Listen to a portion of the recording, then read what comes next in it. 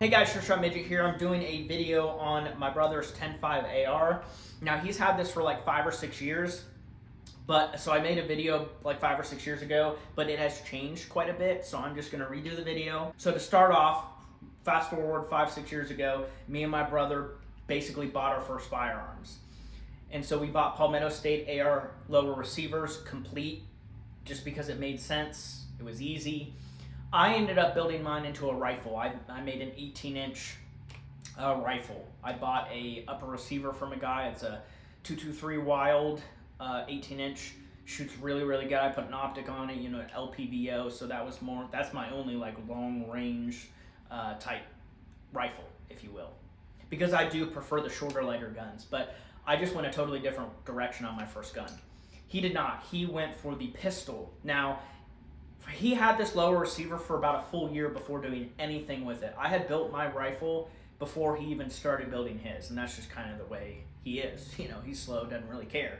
And over the years, he's added stuff to it, so I'm going to make a video now on it because, again, things change. So to start off, it is a Palmetto State low receiver. It's the one with their logo, the cross cannons. So pretty cool, good bang for your buck. Some people really hate on Palmetto State, but they have been doing very good things the past couple years. For like a solid 5 years, they have been doing very good work with their weapons. And a lot of their stuff is made in-house now. And they're even doing ammo, and their ammo is great. I shoot a lot of the AAC ammo. So the lower receiver here is what he started out with because that is the actual firearm. So I'm going to start with these gold pins. I believe those are Strike Industries. Really no purpose for them. They're just kind of to look cool, so not really functional in any way other than, you know, they hold the upper and lower on there, but the old pins did the same. It's just bling bling basically. There's also a Strike Industries red 45 degree ambidextrous safety. Okay, so just like that. Strike Industries magazine catch, it's a little bit bigger. It doesn't extend back as far as some of them. I have 2 extended magazine catches. I forget what brand they are. I have 2 of them on my ARs, and they stick back quite a bit. So with my pointer finger, I can literally hit it from here. This one, you still have to kind of reach a little bit. So, but whatever. It's still a nice magazine catch. There's a BCM pistol grip, which he did pay somebody. I don't know who did this, but they put the sprinkle pattern stippling job, and it's got front and both sides, nothing on the back. So pretty cool. It's very comfortable, very grippy. I don't know who did that for him, but somebody did. And again, that's a BCM brand grip, I believe. The trigger in here is made by Rise Armament. I believe it is the Rave 140 trigger. These are about $100. These are a really, really good price. He copied me. I put one in my 10.5 and he liked it, so he bought the same thing. They sell a curved and a straight.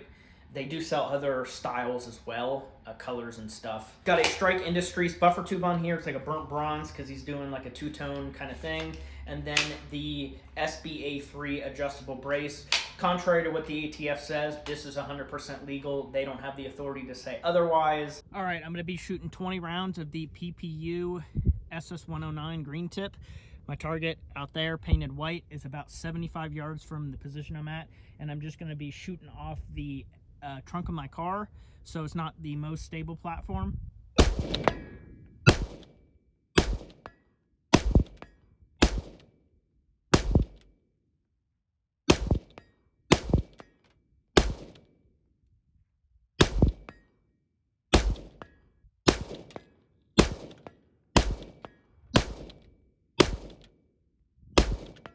Last thing here is the buffer. So this came with the standard carbine buffer, which is 3 ounces. Now he ran that for quite a while in this, which isn't a good thing. Now he shoots crappy steel case 223 ammo from Wolf, and then also grind hard remanufactured 223.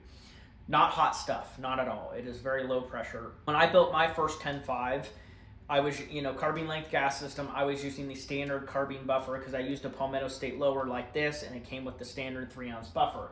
Anyways, I was shooting about 1,000 rounds through that lower and ended up noticing damage on the inside of my upper receiver. So long story short, when you have a carbine length gas system, you need a heavier buffer. Okay, so if you're using a carbine length gas system, I don't care how long the barrel is, because like the military uses a 14.5, but it uses a carbine length gas system. You need to use an H2 buffer, an H1 at the very least, but I would say H1, H2, especially if you're shooting 5.56. If you just want to shoot 2.23, you could get away with an H1. So this is the upper receiver. This is a premium Palmetto State upper receiver. So again, he bought that lower, had it for a year before he even bought this. This is their premium line. So it came with the Geisley rail system.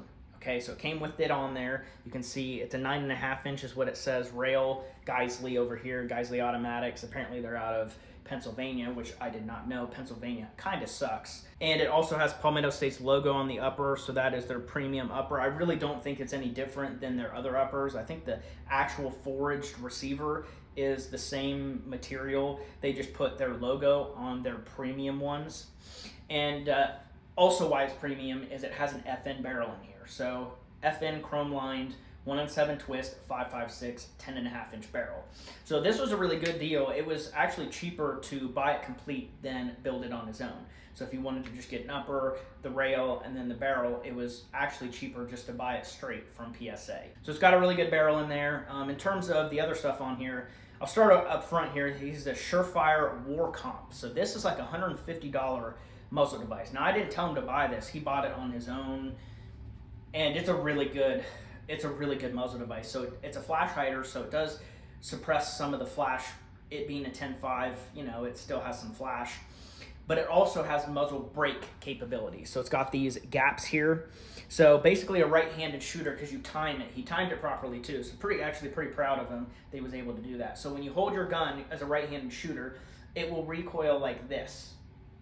And it's natural because it's pushing away from your body. It's not going to recoil towards your body, you know, your strong arm.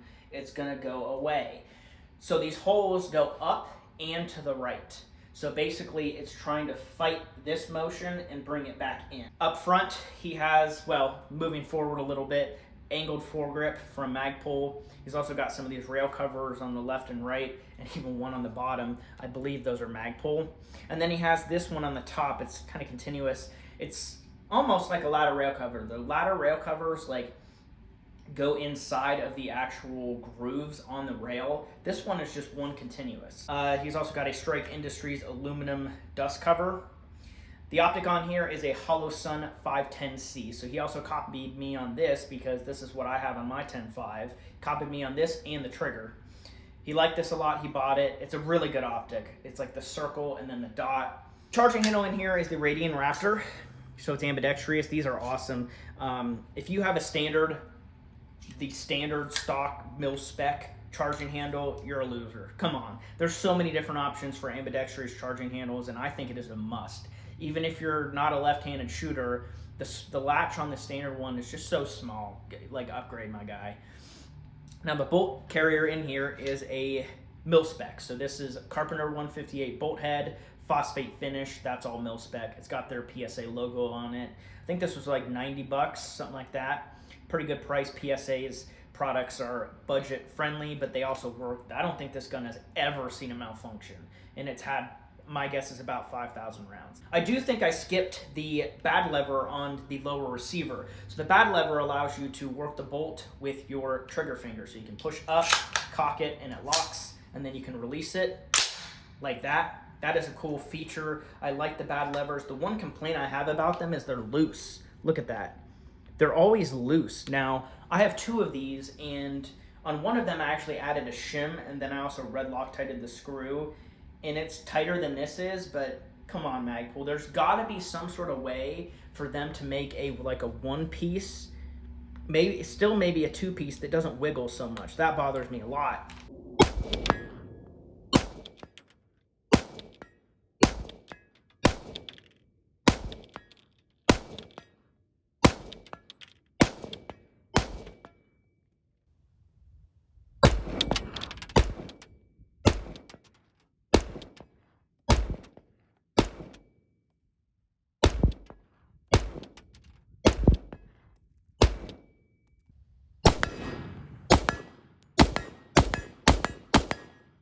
Now on to ammunition. I'm going to make this pretty quick. So again, he was shooting steel case and grind hard remanufactured 223, low powered ammo. So now that there's an H2 buffer in there, he can actually use some legitimate 5.56 ammo, and he should. So what I'm going to recommend to him is getting this PPU SS109.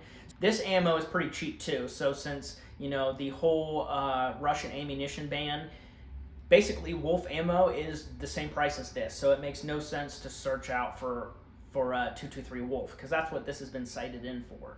And I'm not saying he can't use 55 grain just to plink around with. If he can find cheap 223 55 grain, blast away. But for shit hits the fan, the actual ammo that the gun is cited in for, I would say 62 grain MA55 all day. And this stuff, again, is pretty cheap. It's like $75 for 200 rounds of this stuff, a 200 round pack, of course, including or not including shipping. But if you buy, they have 400 round packs and 600 round packs, so you could buy 600 rounds, buy it in bulk, and have it for a while.